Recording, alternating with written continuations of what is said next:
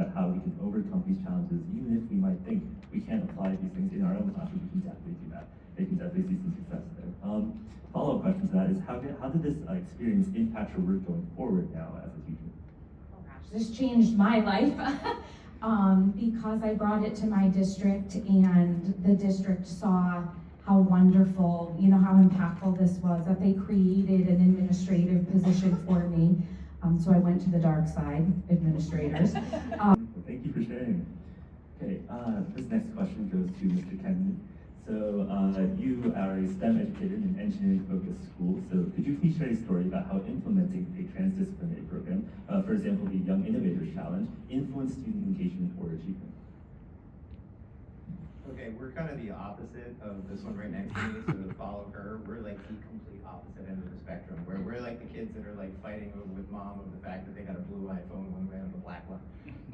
So like in terms of getting them motivated, it's almost just as hard because these particular kids like kind of have everything, and where their response to anything is, well, mom will just buy one for me, Could you please share a story from an administrator's perspective this time of how leading a transdisciplinary STEAM school has improved teacher engagement and also student outcomes in education?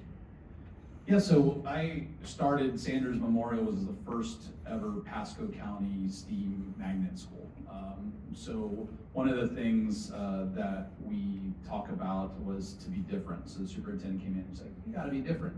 I'm in this little tiny room at another school, and I had no idea how to run a STEAM school. I think I even called my boss and said, "Are you sure you have the right person for this job?" Apparently I was. I've been there for 10 years now. But transdisciplinary units was kind of like our catalyst. Thank you for sharing. Great example, I think, especially it's really important to remember that these approaches to education, like you said, can definitely help us overcome these challenges and adapt to a very rapidly changing world. So thank you.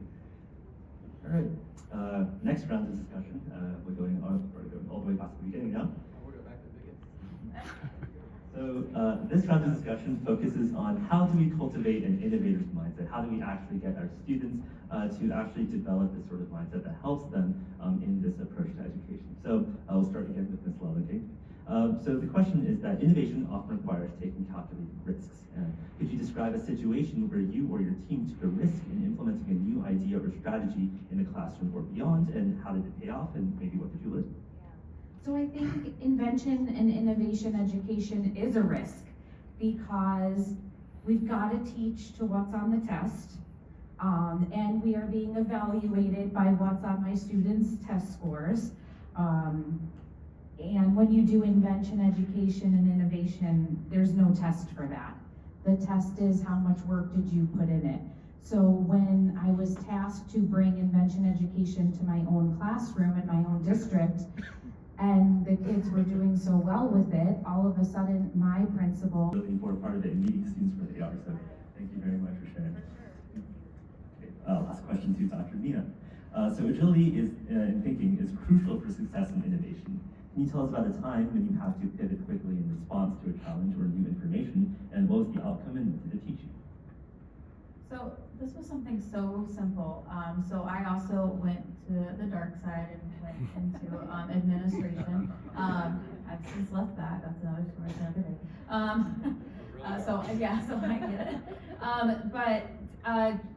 When I was serving as an administrator, I noticed a really big disconnect between my students and our staff. And so I led with this idea. I came up with the idea to create we called it a student voice group. That was as clever as I could get at the time, so I was busy trying to get it together. But I created a group of 32 students who were purposely selected that directly mirrored the makeup of our school.